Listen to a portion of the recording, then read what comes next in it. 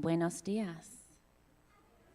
Bienvenido a la iglesia Shawnee Mission Unitarian Universalist Church. Quien quiera que seas, quien quiera que ames, donde quiera que estés en el viaje de tu vida, eres bienvenido aquí.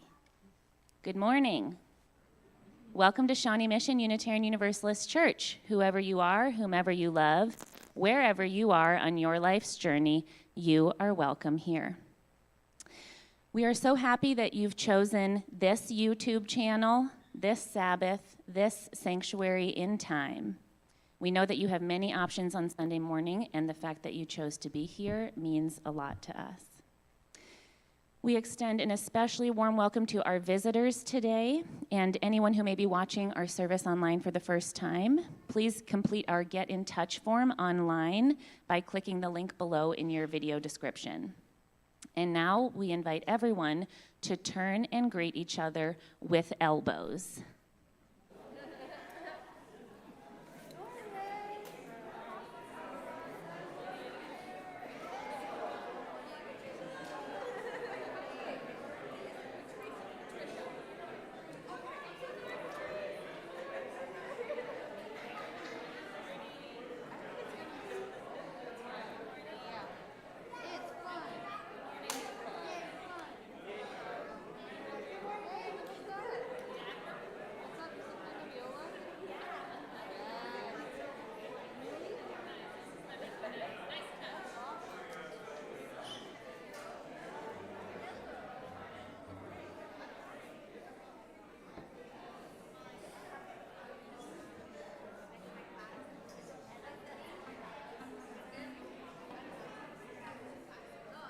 Thank you.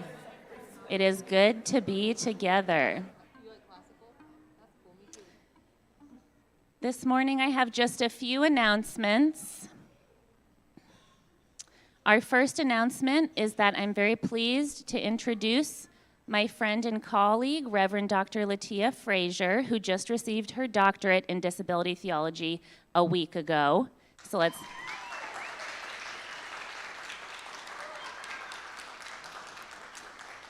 We're so grateful that you're here, Letiah. My other announcement is to remember that flower communion is on May 22nd, and your responsibility is to bring a single flower per person, and it can be from anywhere except the church garden. All right, and then these two pesky staff people also have announcements. So you go first, and then Patrice. Good morning. I just wanted to check and make sure everybody had a chance to get checked in with me out at the check-in counter. Of course, you can always skip the check-in counter and use the Realm Connect app. If you're having trouble with that, come see me after the service and I'll help you out. Thank you. Good morning, everybody. I wanted to just ask for a little bit of help if there's anybody that was able to help today in religious education. We're down a couple of volunteers / teachers, so if you could help, that would be greatly appreciated. We're just gonna sing them on out. Go now in peace after time for all ages. And this is also a preface to say, we have an RE program, yay! And there's so many kids, yay! But yes, we've been relying heavily on staff to support this RE program, so would love to get more volunteers if anyone was interested. So come chat with me. Love it, thank you.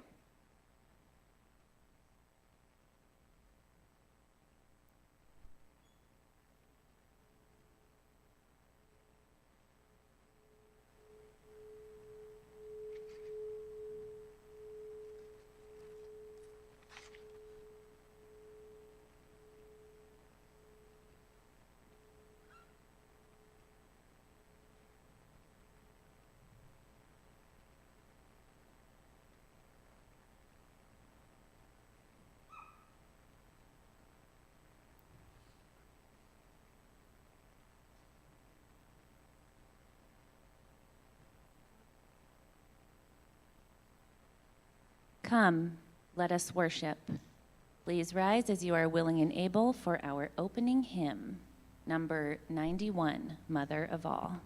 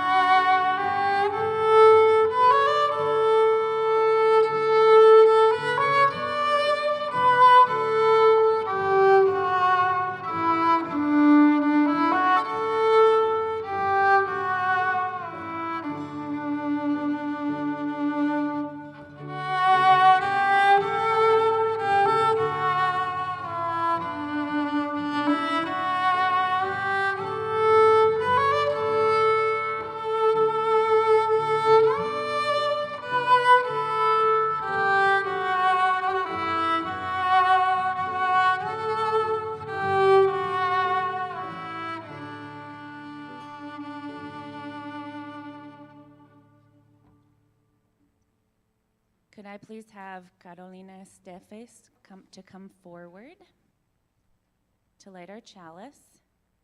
Please join me in reading our covenant, which is printed on the wall. Love is the doctrine of this church. The quest for truth is its sacrament, and service is its prayer.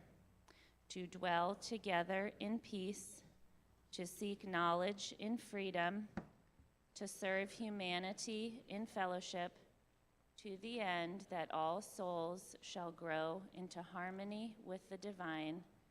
Thus do we covenant with one another.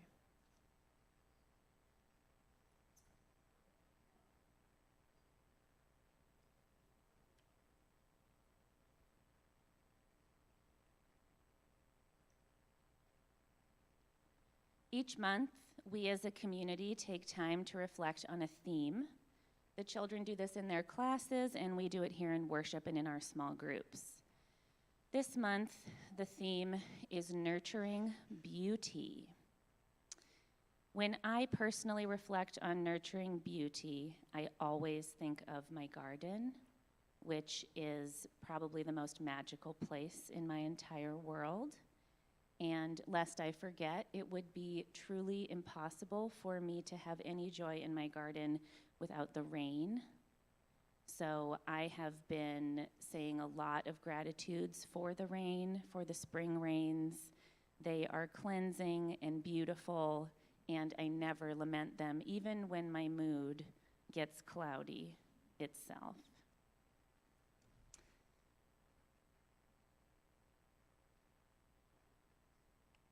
And now, Neil has a fun little thing to do. Will all of the children in the children's choir please come forward for our presentation?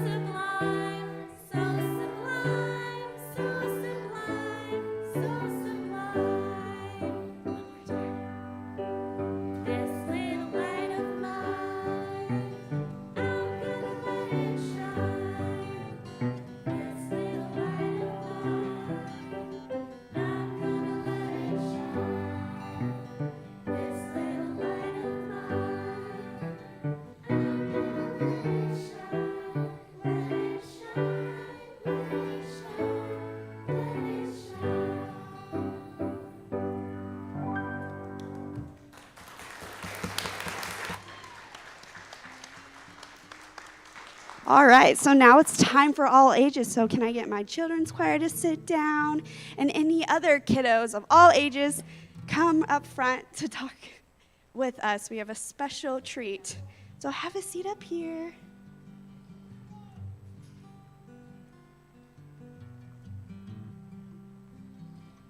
Sitting down for time for all ages before we go to our classrooms. Thank you.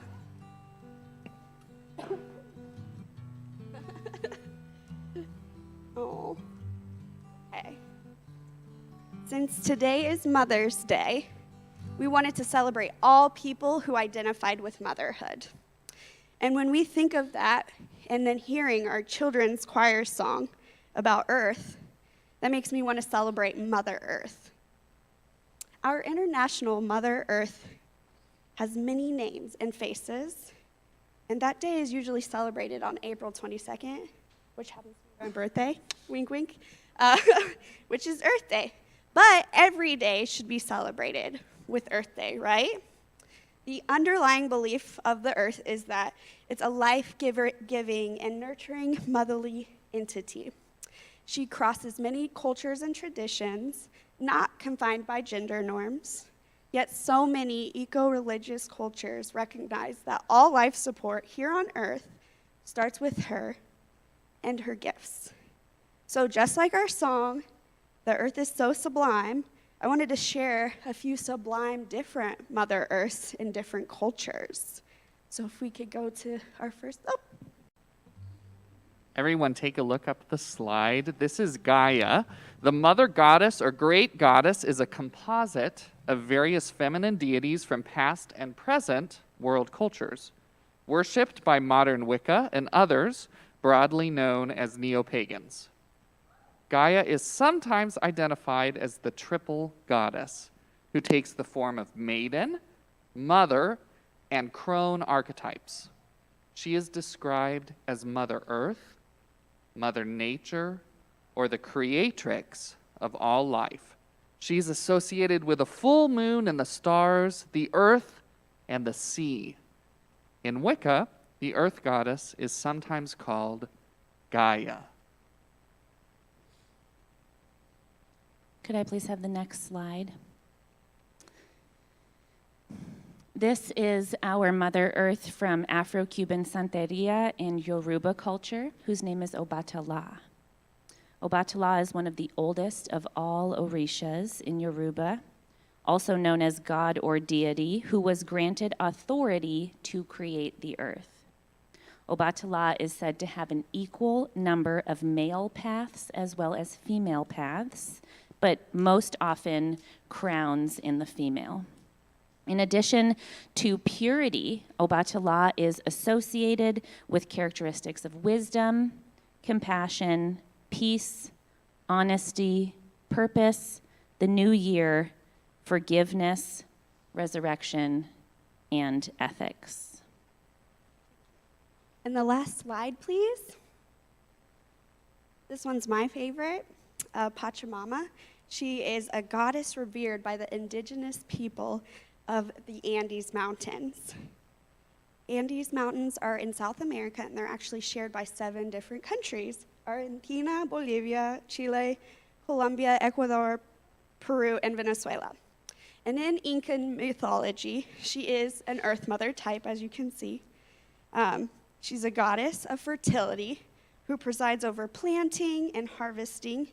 She embodies the mountains and causes earthquakes. So just like moms, she can get mad too. So no matter how we refer to Mother Earth or how we address her, there's little question that our earth has helped us so much, and we continue to rely heavily on this earth. So we need to appreciate her and offer Mother Earth gratitude for all that we receive from the land and nature. Beyond mere appreciation, we need to care for her, keep her clean, nourished, and clothed. In other words, we need to take care of our mother as well. Okay, now one last thing. The song we've been singing about changing the world, we want to sing it again, but this time thinking about the earth. So here you go, Neil. We're going to say it 3 times, the first soft, the second time kind of loud, and the third time really loud. All right, here we go. We can make a difference, gonna change the world, we're gonna change the world, we're gonna make the world a better world. We can make a difference, gonna change the world, we're gonna change the world, we're gonna make the world a better world. We can make a difference, gonna change the world, we're gonna change the world, we're gonna make the world a better world. Awesome, that is our time for all ages, so can you sing us all out?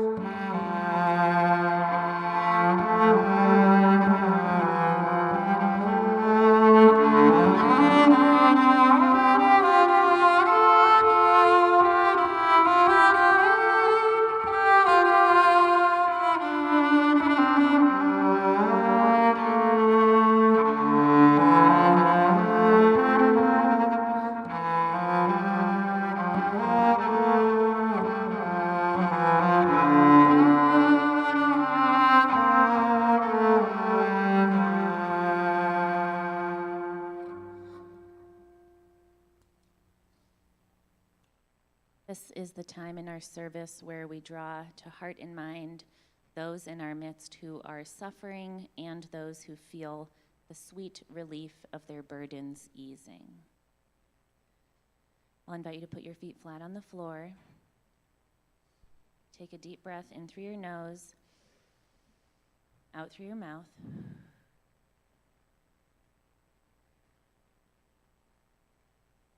We give our love to those untangling themselves from relationships that no longer serve them.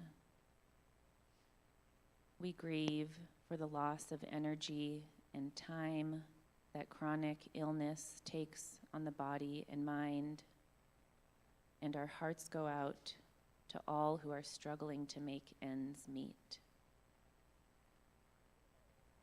We extend our gratitude to people who make caring for children their primary spiritual practice, and we join in wonder with all who are bravely facing their final days.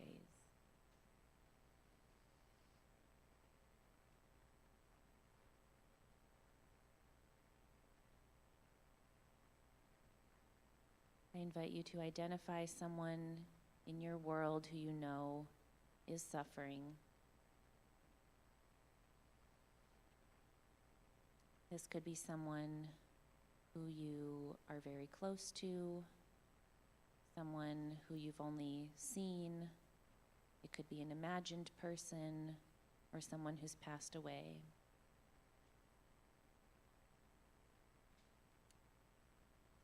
Envisioning their face,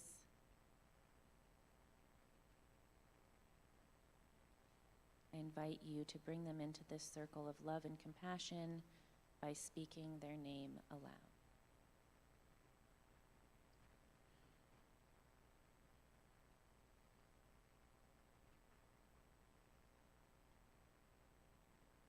As always, we rejoice over the exquisite beauty in this world, as small or life-changing as each piece of beauty might be. And now you may open your eyes, and I invite you to come forward and briefly share in 2 to 3 sentences a rare joy or a profound sorrow and light a candle.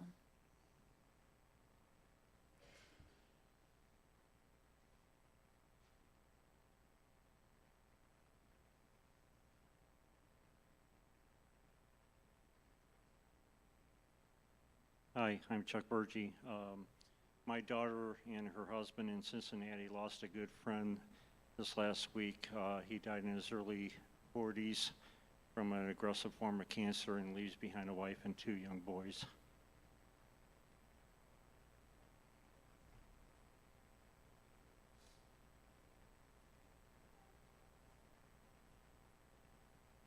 Good morning. I would like to light a candle of love for La Familia Mendez. They will be leaving us and moving to Mexico. And so I would like to invite you after the service to join us in Fellowship Hall for a reception for the Mendezes. Thank you.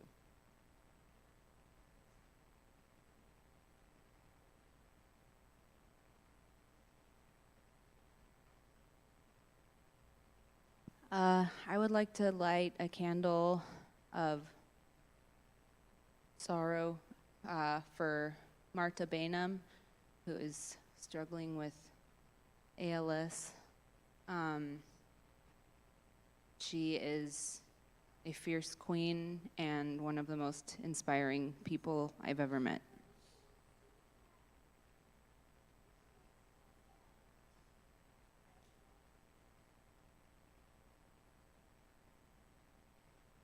I light the remaining candles for all the joys and sorrows that remain unspoken in the silent sanctuaries of our hearts.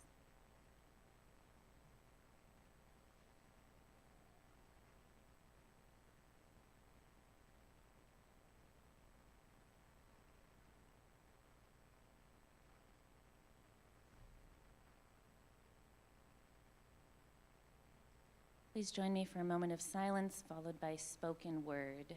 Again, put your feet flat on the floor. This time, take 5 deep breaths into your belly. Breathing in peace, breathing out love.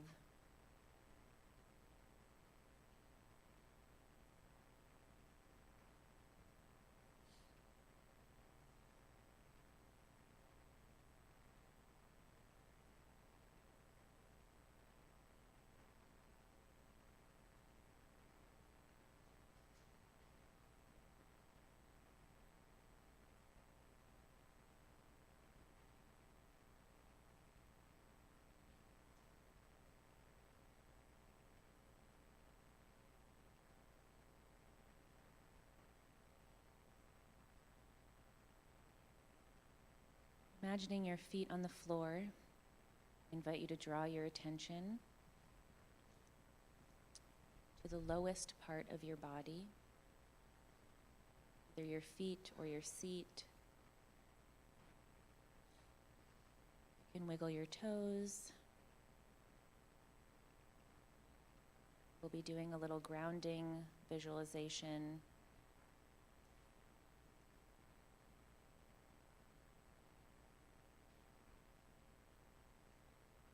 As you breathe, I'm going to invite you to envision yourself taking root.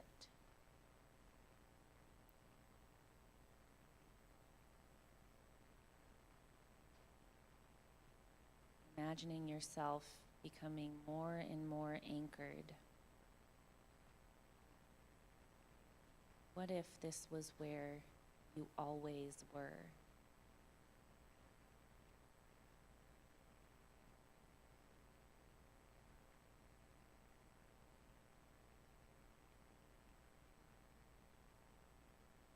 As you breathe in, finding height. As you breathe out, rooting down.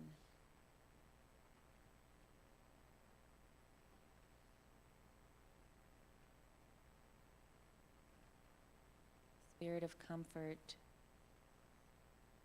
spirit of care, spirit of life, our beautiful green, blue earth.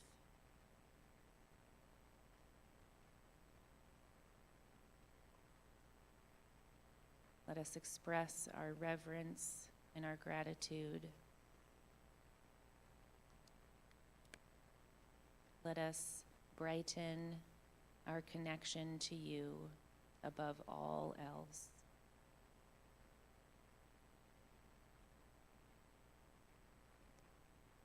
The beautiful air we breathe, the water we drink, the plants we eat.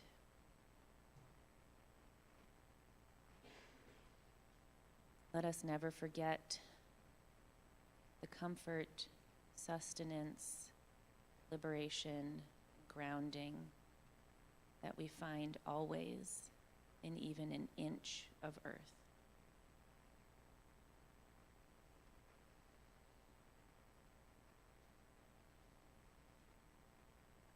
Now I'll invite you to breathe into your belly like it's a balloon filling with water.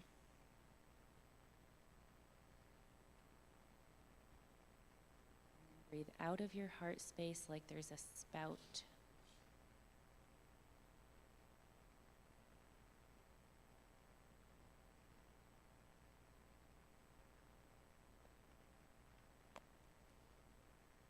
And now, keeping that inch of earth in your mind's eye, let us do loving kindness meditation. Repeat after me, envisioning our earth. May you be free from suffering.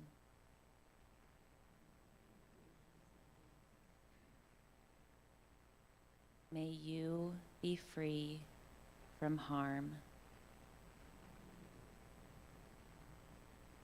May you be free.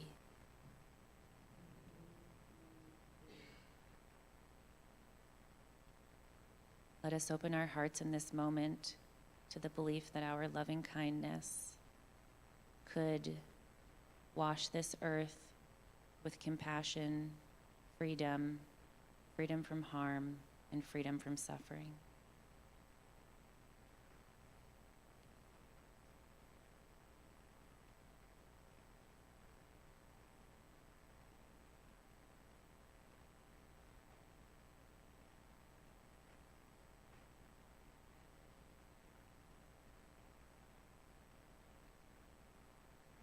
Drawing your attention back to the breath, we'll just sit for one more moment.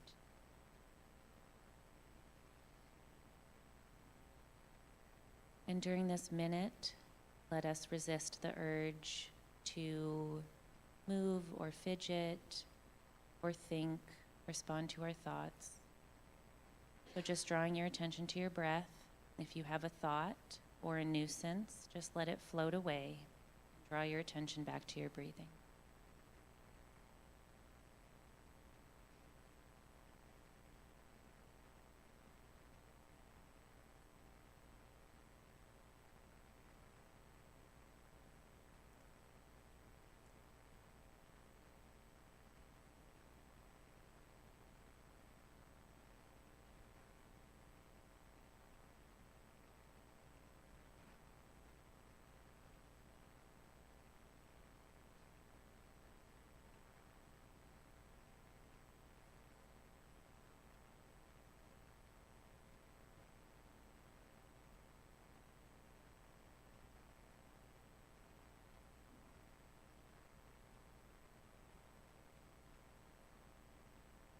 Speaking your own gratitude, your silent prayers of gratefulness, humility, and worship. Let the corners of your lips turn up. You may open your eyes and enjoy our meditative hymn.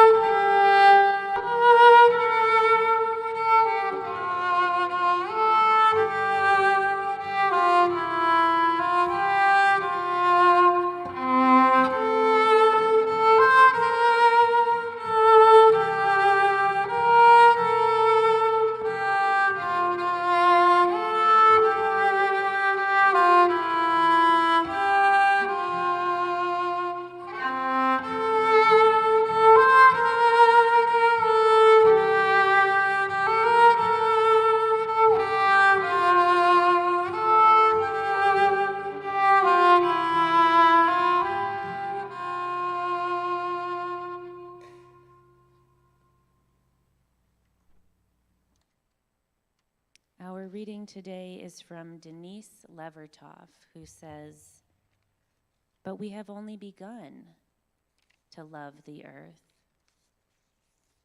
We have only begun to imagine the fullness of this life.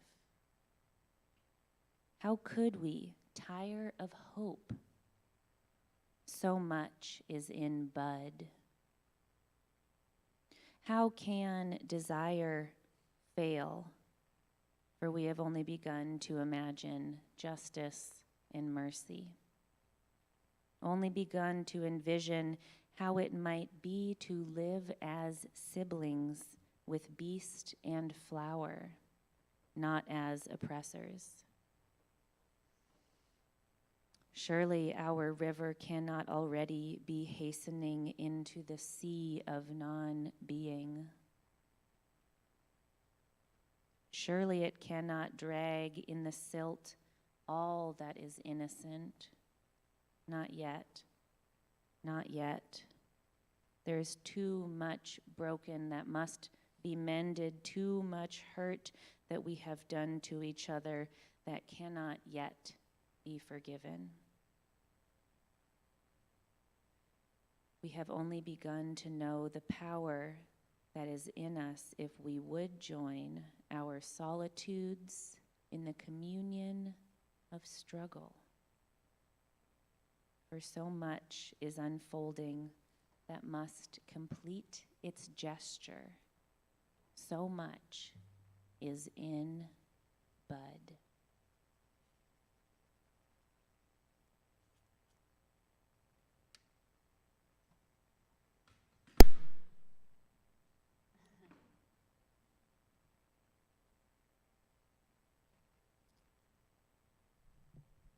All right, I'll take that as my cue. Good morning. Good morning. Can you hear me? All right. Well, my name is Letiah Frasier, and I am grateful to be in this sacred space together with all of you. I want to begin by offering 2 greetings. First, I would like to wish those who find today a joyous day a happy Mother's Day. Secondly, for those for whom this day is sorrowful or filled with complex emotions, I would offer the following greeting. God be with you. We ground ourselves today in whatever way you understand God or the divine, whether we find ourselves changing soiled diapers or experiencing infertility. Whether this day reserved for mothers stirs up strong emotions of joy, sadness, anger, hurt, or regret. It is good to be reminded that God is with me and with you. I want to invite us to take a broader view this morning. I want to suggest that today is a celebration of the human body. Especially in more recent days, particular attention has been focused on those with uteruses and childbearing potential. This myopic, handmaid's tale view of the maternal excludes many, including myself. However, if we understand today as a celebration of the human body, all of us, regardless of our gender identity, can tap into the divine maternal wisdom that resides in each of us. So could we take a moment to just close our eyes or soften our gaze, whichever feels most comfortable to you. Take a deep breath of gratitude for our bodies, for this is how we experience the world, the divine, and have connection with one another.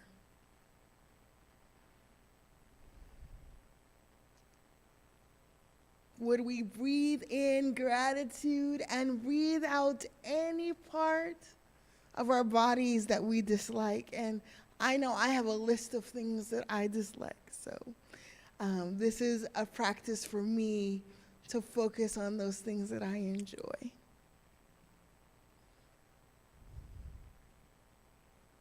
Both our larger culture and church culture shapes our conception of the human body. Media and advertisements repeatedly broadcast the message that skinny, white, blonde, blue-eyed, and non-disabled is the standard by which humanity is measured.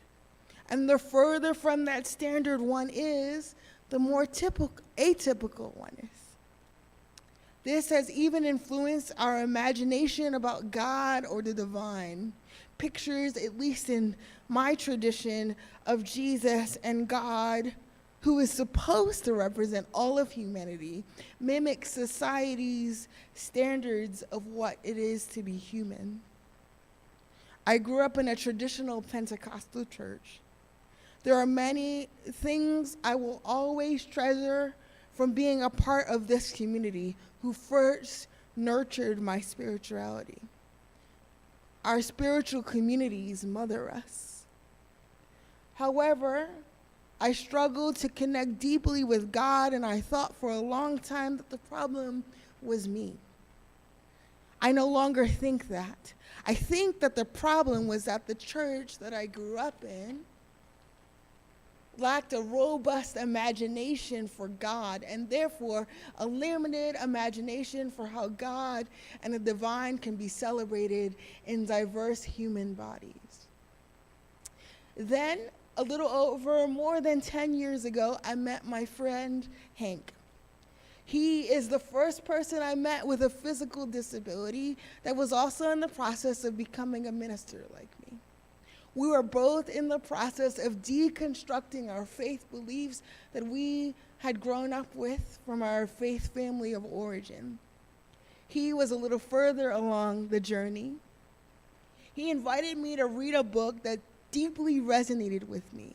He challenged me to read The Disabled God, Toward a Liberatory Theology of Disability by Nancy Eastland. As I read those pages, I was introduced to the divine maternal within myself. I became acquainted with a God who celebrated the human body and all of its varieties. I was introduced to a God who wasn't afraid of the disabled body and attempted to pray it away, but instead a God who inhabited a disabled body and destigmatized bodies like mine. I want to invite us, in my tradition, we often have kind of a call and response. So I'm gonna set it up for us here. I'm gonna invite us to listen, either with our eyes open or closed, or you can soften your gaze. Listen to a portion of a passage from the Disabled God, and as we do so, that we would get an imagination for what the divine and God can look like that might be different than what we're used to. So if you could put up the picture of the wheelchair, that would be great. Thank you. I'm going to read it twice, and then I will invite 2 or 3 folks to offer a 1 or 2 sentence reflection. If either you can speak loud or we can have someone grab a mic when that time comes. So Nancy Eastland says, I saw God in a sip-puff wheelchair. That is, the chair used mostly by quadriplegics, enabling them to maneuver by blowing and sucking on a straw-like device. Not an omnipotent, self-sufficient God, but neither a potable, suffering servant. In this moment, I beheld God as survivor, unpitying, and forthright. I recognized the incarnate Christ in the image of those judged not feasible, unemployable, with questionable quality of life. Here was God to me. And I'll read it one more time. I saw God in a sip-puff wheelchair.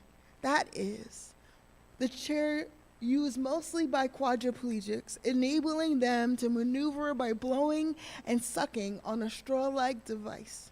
Not an omnipotent, self-sufficient God, but rather a potable, but neither a potable suffering servant. In this moment, I beheld God as survivor, unpitying, and forthright. I recognized the incarnate Christ in the image of those judged not feasible, unemployable, with questionable quality of life. Here was God to me. Anybody have feedback as you imagine that image of the divine? Any 1 or 2 sentence reflection?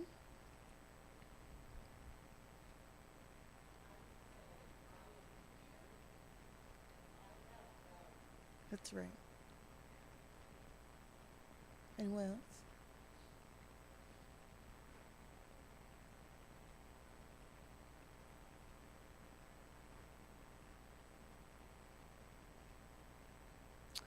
All right, thank you. Perhaps the maternal wisdom the disabled God has to share with us through the words of Nancy Eastland, the mother of disability theology, is that the human body is to be celebrated. It doesn't matter if we have a disability or not. It does not matter how physically strong we are, how independent we pretend to be, or what society thinks of us.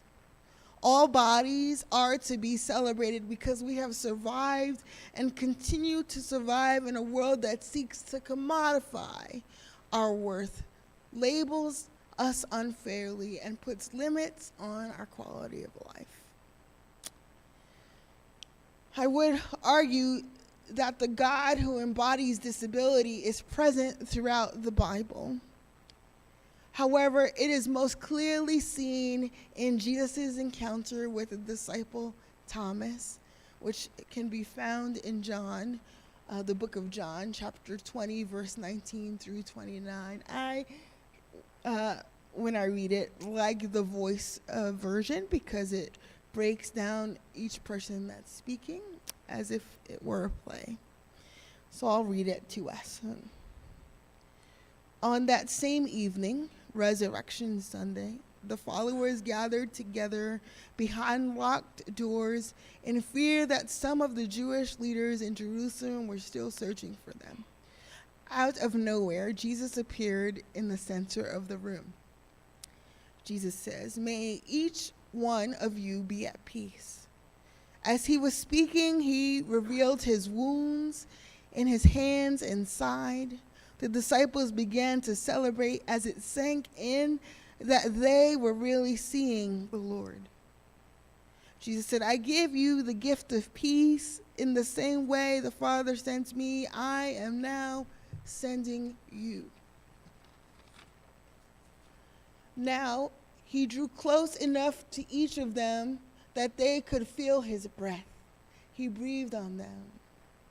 Jesus said, "Welcome the Holy Spirit of the living God.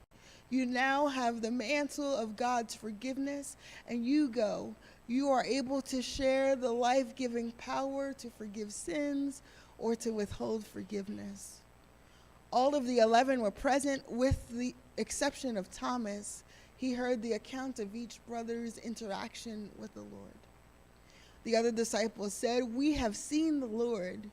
But Thomas said, "Until I see the hands, feel the wounds of the nails, and put my hand to his side, I won't believe what you are saying."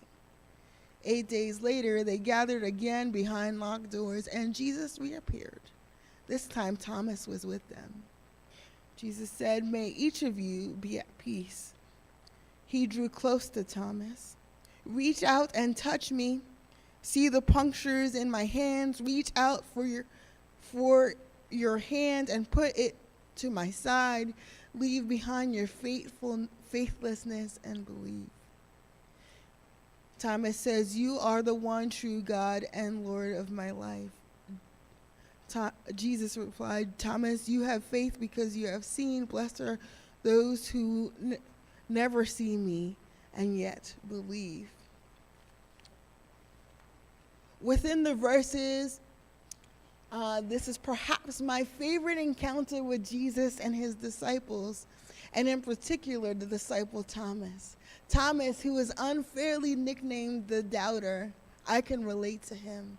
Doubt is more closely linked to faith than some realize. All the disciples were doubters. They were in a locked room because they feared for their lives. Sounds like they all had some doubt to me. And yet Jesus appears to them in his disabled body and invites them all to come close, to touch, to be vulnerable, to bring peace to them by way of proximity. The disabled God is not ashamed of his body, but celebrates it. This type of maternal wisdom produces faith in the hearts of the disciples. Thomas was not among them when Jesus came and visited. Where was he? The scriptures don't say, however, he was not in the locked room. Thomas had doubts, but he was willing to risk anyway. When Thomas rejoined the rest of the disciples, they recounted their visit with Jesus.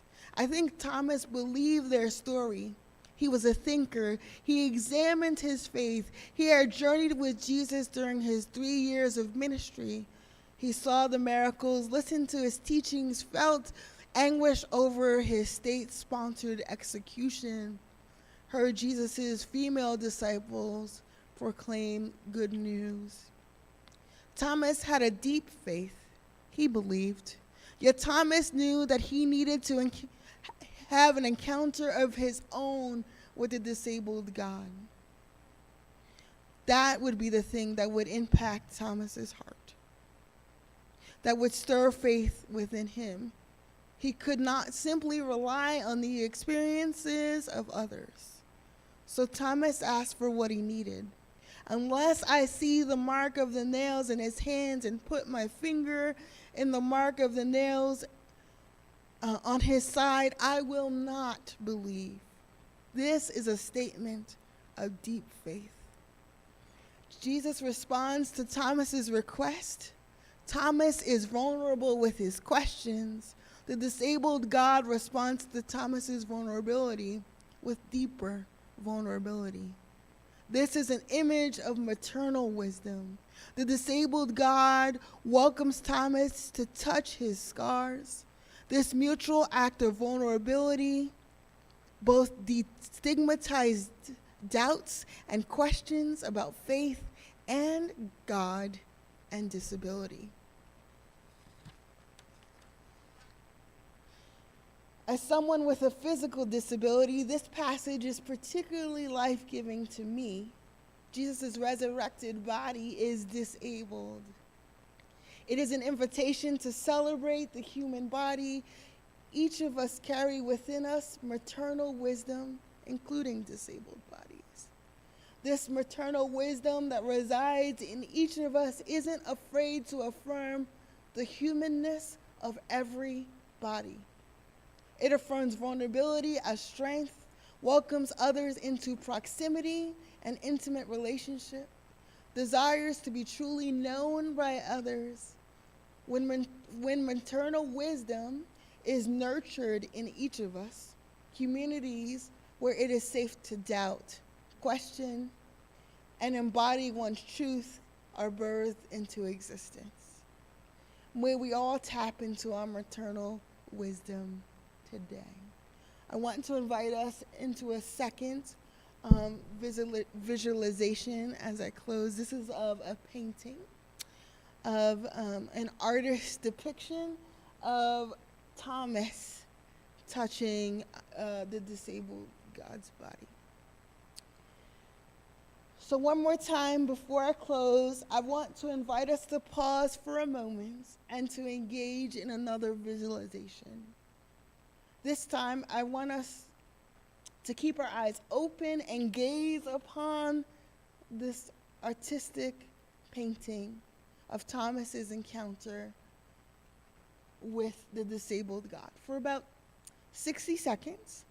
And then once it's over, I will come back and invite us one more time to share any reflection we have as we are gazing upon the photo. One or two people, one or two sentences. All right.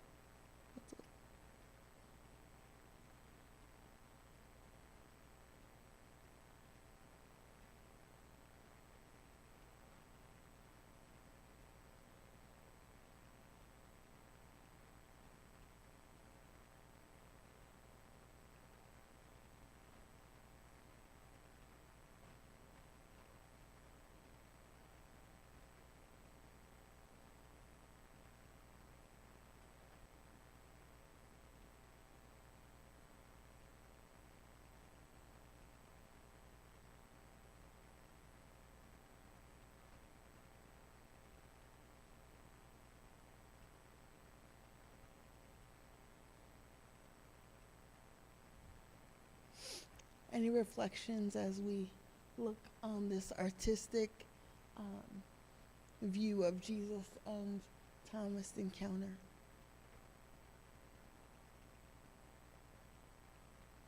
Yeah.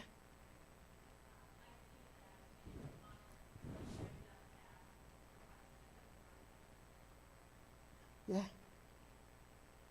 That's cool.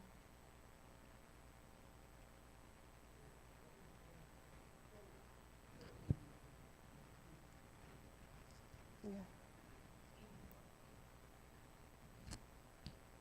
That's right. Thank you. Any other?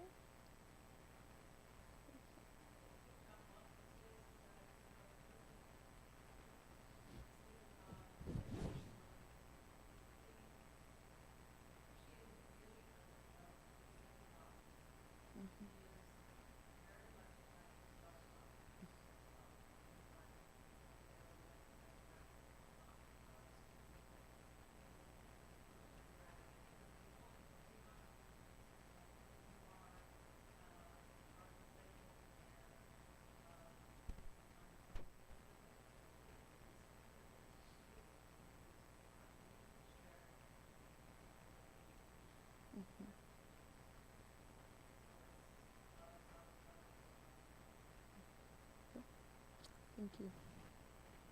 Any other?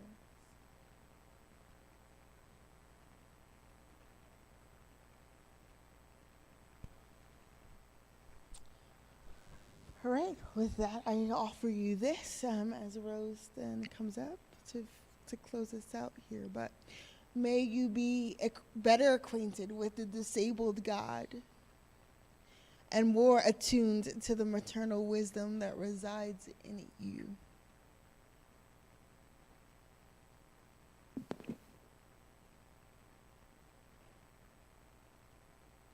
The work of the church depends on us, our generosity of time, wisdom, and financial resources. We invite you to give generously to support the ongoing work of the church. We offer you our giving and grateful to be our shared values.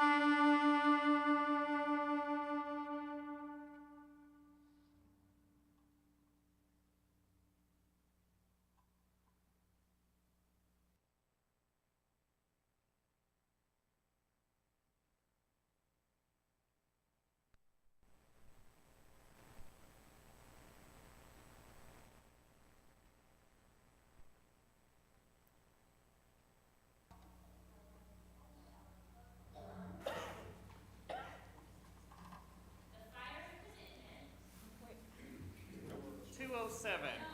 Earth was given as a garden.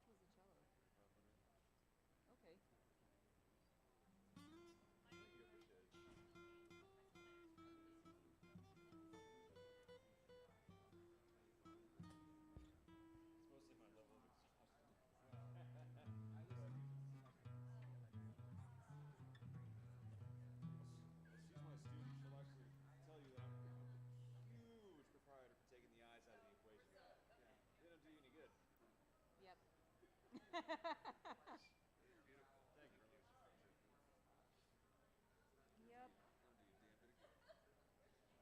Ugh, it's like.